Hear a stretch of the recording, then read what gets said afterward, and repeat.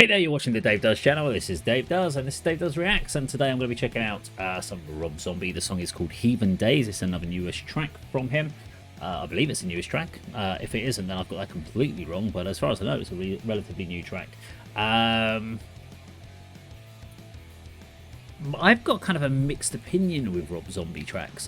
Sometimes I kind of really like them. Sometimes I'm just like, all it does, it makes me wish for the White Zombie days. Because sometimes I feel they're kind of like they're kind of one-dimensional, two-dimensional songs in a lot of cases. They're great as kind of movie, animation, soundtrack type things, but as far as songs, there's a lack of originality within the Rob Zombie genres. Whereas I felt with White Zombie, there was a lot more of his originality came through when he was working with the rest of the band. So it feels like a very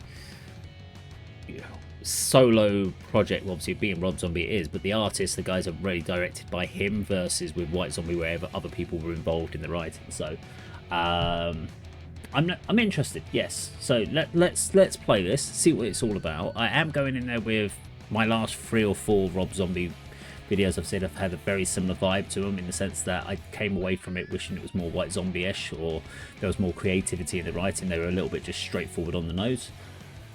And I'm praying to God it's not this, but it is only 2 minutes and 19 seconds, so let's see. It's one of those bands, it's one band that I would love in this day and age to see a reformation of, is White Zombie.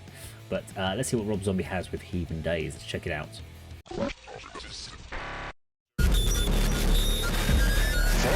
Horsemen of my created apocalypse.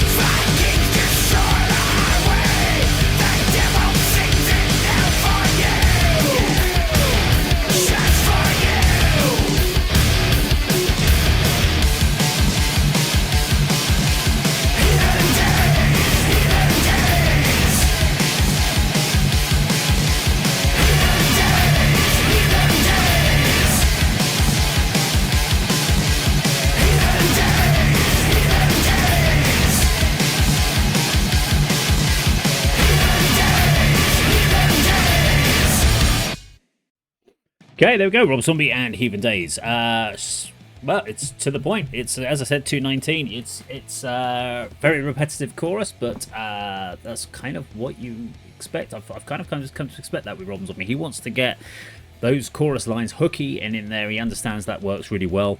Definitely had a very White Zombie feel from its days. So it's got the use of the high guitar melodies, the high guitar lines, or dynamic licks, if you like, but with the heavy guitarist behind it. Interesting that there's only obviously one guitarist there playing it, which the major difference I would say between Rob Zombie's this track and being compared to a White Zombie is if it had been White Zombie, it would have just been bass with the high guitar line. There wouldn't have been a second rhythm guitar playing in the background.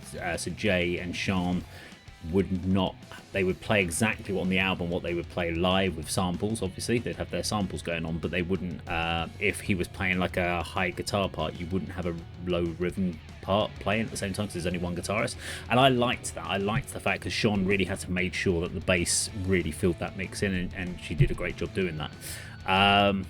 Saying that though, this sounded really cool. I actually like the video. I like this raw garage band type vibe in a basement. It's kind of cool. It's really aesthetically looks really cool. You've got the insulation sheeting at the top. Actually works really well. Good performance elements. The other thing I would say that Rob Zombie is better now than he was with White Zombie would be his articulation. Half the time when you look at something like Astro Creep, was it Astro Creep 3000? When you listen to that, it sounds like, was it Astro Creep 2000 or 3000? I can never remember. Astro Creep, let's just say Astro Creep. When you talk about Astro Creep, it's he sounded like he was drunk half the time. Whereas at least here you can actually, he's really clear, and he's definitely got better with that. He's a much stronger vocalist now than he was in White Zombie. But this was a good track. I would definitely listen to this compared to something like Super Beast or Dragula or something like that, which kind of took the elements of White Zombie and just simplified them without the artistical,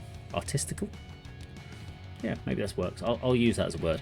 The artistical element that I would like. It was more straight up schlick B horror interpretation, whereas this had a bit more of the punky hard edge that they were known for, because they were obviously, there was an element of them being brought through the hardcore elements in their earlier days. So I like that was kind of still in there with the kind of in your face, with obviously still with the industrial elements that White Zombie and Rob Zombie brings together. But I'm probably never going to be at the point where I will not be comparing Rob Zombie's solo work to his White Zombie work, because White Zombie were one of my favourite bands when I was in my late teens, early 20s, which is I think is your most influential and informed stage of your musical life, where you're really kind of, that's where you get your biggest waves of impact of bands that impact you, because you have your freedom, you have your own money, you're able to expand, you've got bigger groups of friends, you absolutely saturating yourself in music, whereas then